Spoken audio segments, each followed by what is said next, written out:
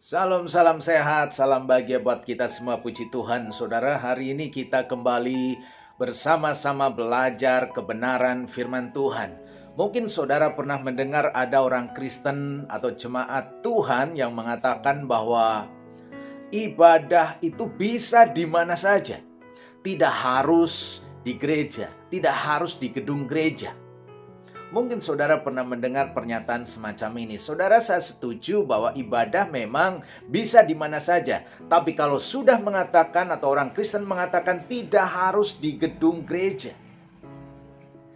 saya kira ini perlu menjadi koreksi, saudara. Ini perlu diberi pemahaman lebih lagi. Artinya bahwa orang Kristen ini Kristen tapi tidak mau beribadah di gedung. Mungkin dia lebih memilih ibadah di tempat-tempat yang lain. Oleh sebab itu hari ini kita akan belajar kebenaran dengan tema adalah ditanam di bait Allah. Saudara, kita akan baca dari Mazmur pasal yang ke-92. Mazmur pasal 92 ayat 13 sampai 15. Tapi saya akan baca di dalam ayat yang ke-13. Demikian firman Tuhan. Mereka yang ditanam di bait Allah akan bertunas di pelataran Allah kita. Saya ulangi. Mereka yang ditanam di bait Tuhan akan bertunas di pelataran Allah kita. Kalau dalam terjemahan lain yaitu firman Allah yang hidup, di sana dikatakan karena pohon-pohon itu dipindahkan ke dalam kebun Allah dan berada di bawah pemeliharaannya sendiri. Saudara sekalian yang dikasihi oleh Tuhan, di sini firman Tuhan jelas mengatakan mereka yang ditanam di bait Tuhan. Saudara sekalian, Alkitab menggambarkan bahwa umat Tuhan, umat Allah, termasuk orang Kristen, orang Yahudi pada saat itu digambarkan itu seperti pohon. Dan pohon itu bisa bertumbuh, bisa semakin hari semakin besar, bertunas hanya ketika pohon itu ditanam. Saudara sekalian yang dikasihi oleh Tuhan, memang tempat di mana atau media tanam memang itu ada berbagai macam jenis, saudara. Bisa ditanam di tanah atau di pot yang pakai tanah. Bisa juga ada tanaman yang ditanamnya tidak di tanah seperti anggrek, saudara. Tetapi yang jelas bahwa pohon, tanaman itu bisa bertumbuh kalau tanaman itu ditanam. Demikian juga bagi kita sebagai umat Tuhan, sebagai orang Kristen, saudara sekalian. Kalau kita mau bertumbuh, hidup dalam berkat Tuhan lebih lagi, maka Alkitab mengatakan kita harus ditanam. Ditanam di mana? Alkitab mengatakan di bait Tuhan. Di tempat Tuhan. Saudara sekalian yang dikasihi oleh Tuhan, ingat bahwa ini adalah pernyataan Tuhan sendiri, firman Tuhan, bahwa mereka yang ditanam di bait Tuhan. Jadi setiap kita diibaratkan dengan pohon, Tuhan mau supaya kita ditanam di bait Tuhan.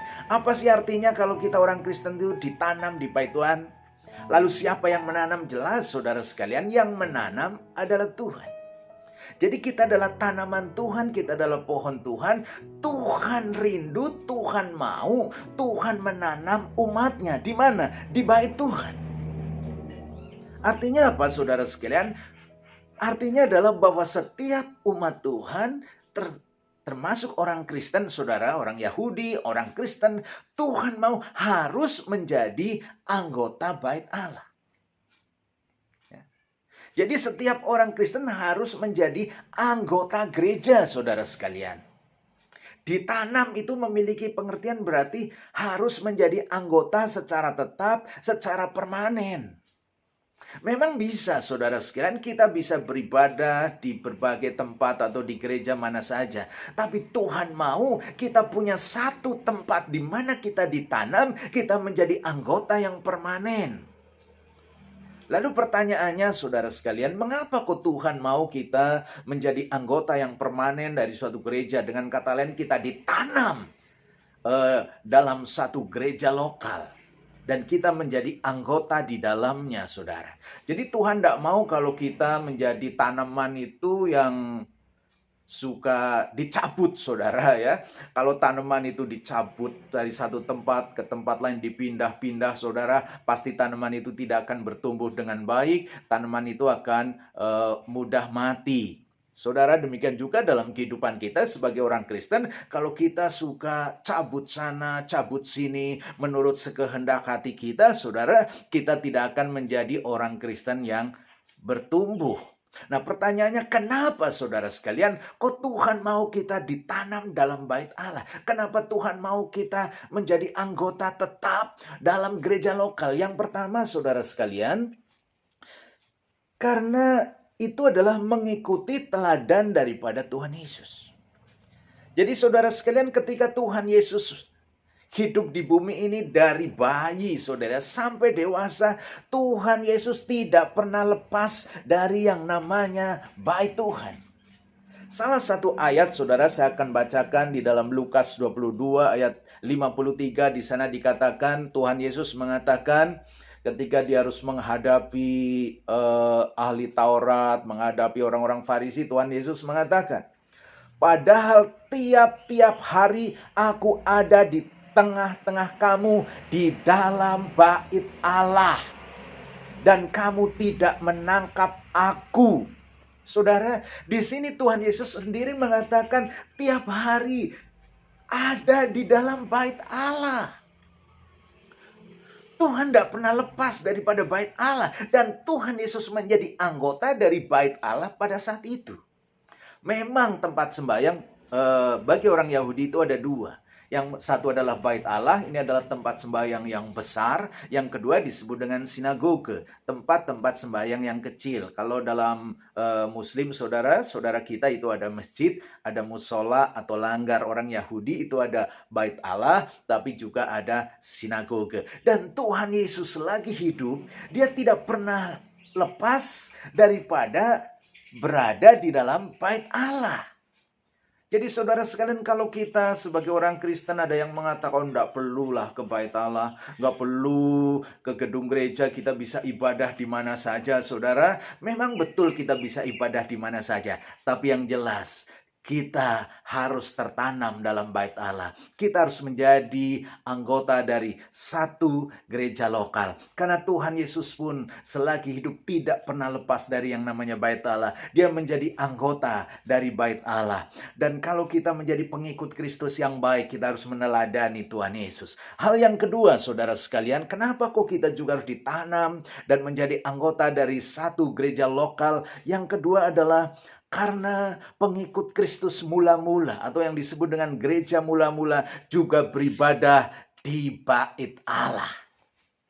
Saudara sekalian, saya akan baca di dalam Kisah Rasul pasal yang kedua ayat 46. Di sana dikatakan, jadi ketika terjadi kebangunan rohani, banyak orang bertobat, percaya Tuhan Yesus, dan terbentuklah gereja mula-mula. Di situ dikatakan, dengan bertekun dan dengan sehati, Kisah Rasul 2 ayat 46, mereka berkumpul tiap hari dalam, garis bawahi, bait Allah. Mereka memecahkan roti di rumah masing-masing secara bergilir dan makan bersama-sama dengan gembira dan dengan tulus hati. Jadi saudara sekalian, gereja mula-mula juga tidak lepas dari yang namanya bait Allah.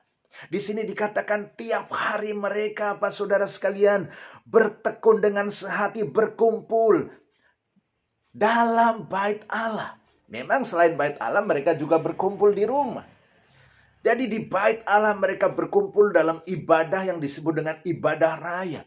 Orang percaya pada saat itu beramai-ramai memuji, mengagungkan nama Tuhan, mendengar pengajaran para rasul.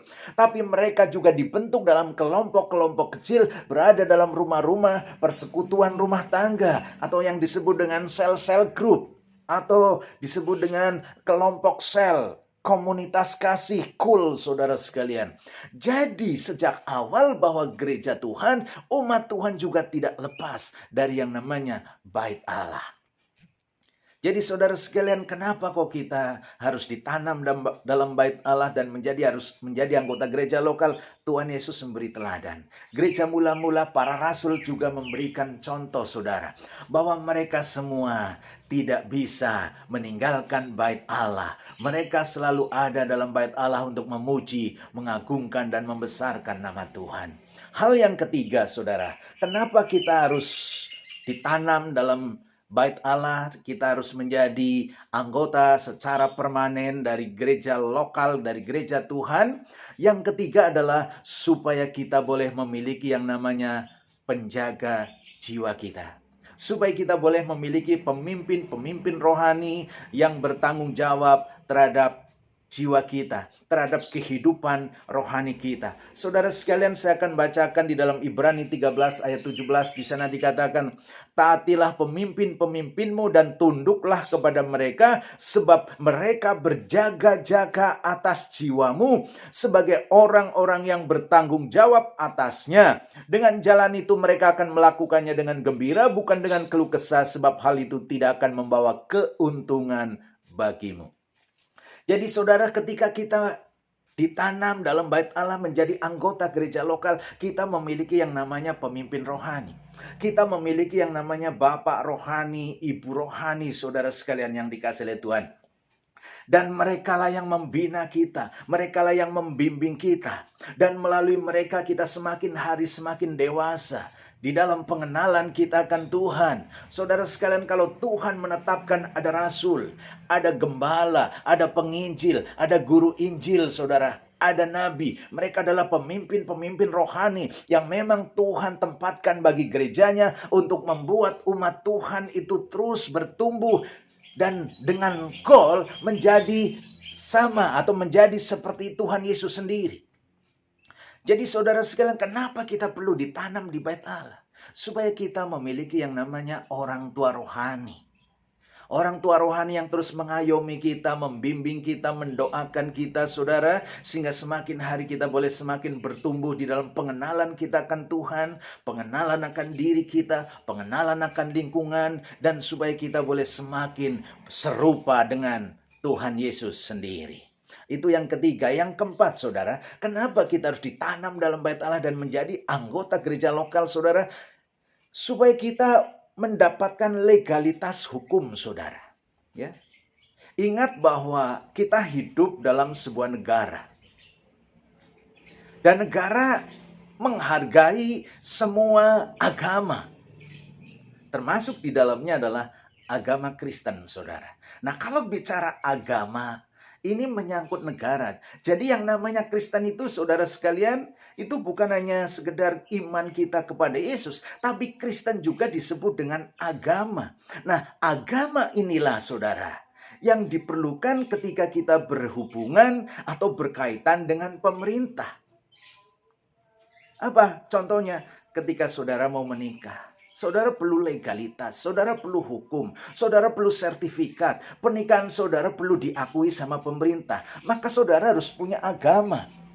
Nah, kalau saudara sudah memilih sebagai agama Kristen, saudara, maka siapa yang menyatakan bahwa saudara agama Kristen? Bukan hanya saudara. Gereja yang memberikan pernyataan itu secara resmi bahwa saudara itu Kristen.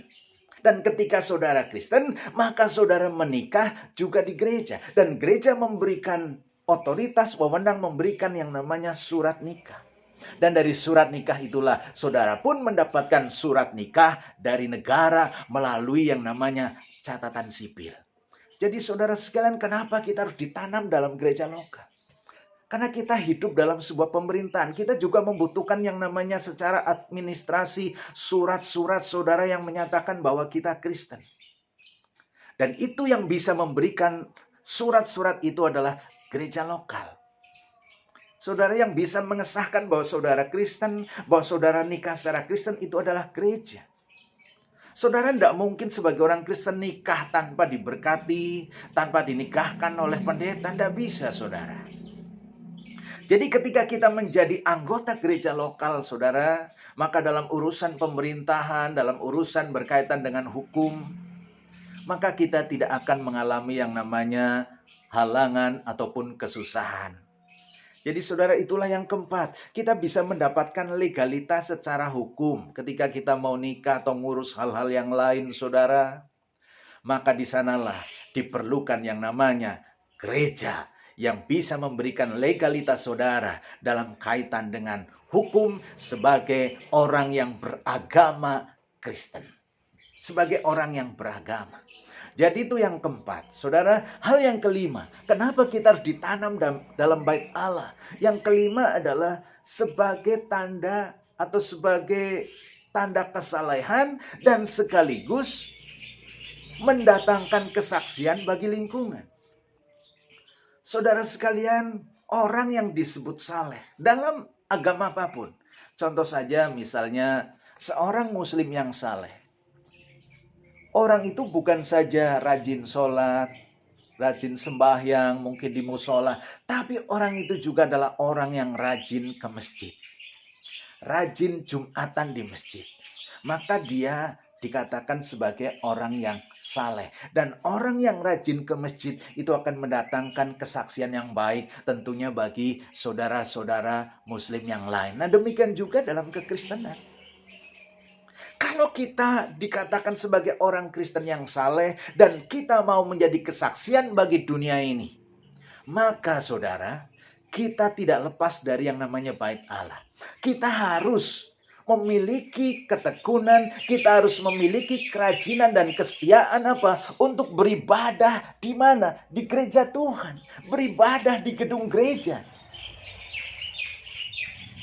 Kita bisa beribadah di rumah, tapi orang di luar kita akan melihat bahwa kita orang Kristen ketika kita beribadah di gereja. Saudara, orang akan mengatakan pasti saudara, ketika mereka tahu kita orang Kristen, kita nggak pernah ke gereja, mereka akan mengatakan, loh, ciri wong Kristen kok nggak pernah ke gereja. Dan itu akan menjadi batu sandungan. Itu akan menjadi kesaksian yang tidak baik kepada dunia ini. Tapi sebaliknya ketika sebagai orang Kristen hari Minggu, saudara sekalian, apalagi yang punya usaha, yang punya apa, tutup sebentar, kita ke gereja, saudara beribadah. Maka di sanalah akan mendatangkan kesaksian yang baik kepada dunia ini, saudara. Mereka akan melihat, dunia akan melihat bahwa kita adalah orang yang percaya Yesus, yang menyembah Yesus, yang memuji Yesus. Hari Minggu berbondong-bondong datang sujud di hadapannya. Kalau orang di luar kita tahu kita orang Kristen dan kita nggak rajin ke gereja, saudara, mereka akan menganggap apa? Kita bukan orang Kristen yang saleh. Mungkin mereka menganggap kita sebagai Kristen KTP, saudara. Hanya KTP-nya saja yang Kristen, tetapi sebenarnya kita bukan Kristen. Jadi saudara sekalian, ketika kita ngaku orang Kristen tapi nggak rajin ibadah di gereja, kita akan jadi batu sandungan. Dan itu akan mendatangkan hal yang negatif. Dan saya percaya Tuhan pun akan menyalahkan kita. Kenapa? Ya tadi Tuhan Yesus selalu pergi ke bait Allah. Para murid, para rasul selalu pergi ke bait Allah. Tapi kita sendiri saudara, kalau nggak mau ke bait Allah, maka itu akan mendatangkan batu sandungan. Dan saya percaya Tuhan pun akan menyalahkan kita. Jadi saudara sekalian, itulah hal yang kelima, yang keenam, yang terakhir. Kenapa kita harus ditanam di bait Allah? Saudara sekalian, saya akan bacakan Mazmur 92 di ayat yang berikutnya.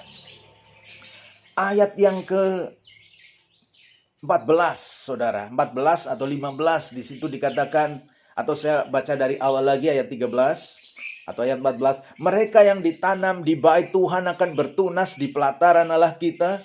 Pada masa tua pun mereka masih berbuah, menjadi gemuk dan segar. Untuk memberitakan bahwa Tuhan itu benar, bahwa Ia gunung batuku dan tidak ada kecurangan padanya. Di sini dikatakan saudara, pada masa tua pun mereka masih berbuah, menjadi gemuk dan segar. Saudara, ini berbicara mengenai berkat Tuhan. Ketika kita menjadi pribadi atau menjadi orang Kristen yang rajin, yang setia beribadah kepada Tuhan, bukan saja mungkin di rumah, tapi juga rajin ke gereja, maka di sanalah saudara ada berkat yang Tuhan sediakan. Ingat, gereja itu bukan saja tempat kita mendengar firman, tapi gereja itu juga menjadi tempat di mana kita bisa bertumbuh dalam segala hal. Di gereja kita bisa, rohani kita ditambahkan iman kita, ditumbuhkan. Skill kita, keterampilan kita juga semakin ditambahkan. Gereja itu bisa menjadi tempat di mana kita mengembangkan kapasitas kita dalam bidang seni. Seni menyanyi, saudara, gereja menjadi tempat di mana kita bisa belajar lebih lagi dan bisa mempersembahkan nyanyian kita kepada Tuhan. Seni musik yang tidak bisa musik, gereja bisa menjadi tempat di mana kita bisa belajar musik dan memberi persembahan musik itu kepada Tuhan. Gereja adalah tempat mengekspresikan sesuatu yang membuat nama Tuhan itu diagungkan. Dan kita bisa bertambah bukan saja ilmu secara nalar kita, tapi juga keterampilan-keterampilan yang berguna bagi hidup kita dan tentunya juga bagi anak-anak kita. Jadi gereja itu adalah menjadi tempat di mana kita boleh diberkati lebih lagi. Dan berkat itu tidak selalu uang, saudara. Bisa berupa keterampilan di gereja, kita bisa bertemu dengan teman-teman yang lain, kita bisa bertukar pikiran dengan yang lain, bisa saling mendoakan satu dengan yang lain, saudara sekalian. Jadi ingat, ketika kita di gereja, kita bukan saja menyembah Tuhan, bersekutu dengan Tuhan, tapi kita juga bersekutu dengan saudara-saudara seiman yang lain. Di sanalah kita boleh bersatu, unity, saling membangun satu dengan yang lain. Di dalam Mazmur 133 di sana dikatakan, oh alangkah indahnya apabila saudara-saudara diam bersama dengan rukun. Saudara, ketika umat Tuhan bersatu dalam doa, dalam pujian, saudara, itu adalah sesuatu yang indah dan itu akan menarik berkat Tuhan di dalam hidup umat Tuhan. Jadi saudara sekalian yang dikasihi oleh Tuhan, mari sebagai umat Tuhan, sebagai orang Kristen, kita bisa beribadah di mana-mana. Yang penting gereja itu bukan gereja sesat. Tetapi kita harus punya keanggotaan yang tetap, permanen. Menjadi anggota tetap dari satu gereja lokal. Karena dari situlah saudara, kita meneladani Tuhan Yesus, kita meneladani para rasul, gereja Tuhan mula-mula, kita akan mendapatkan legalitas hukum, kita akan menjadi kesaksian yang baik bagi dunia ini, saudara. Dan kita pun akan boleh menjadi pribadi yang diberkati bukan saja kita, tapi keluarga kita. Tuhan memberkati. Haleluya.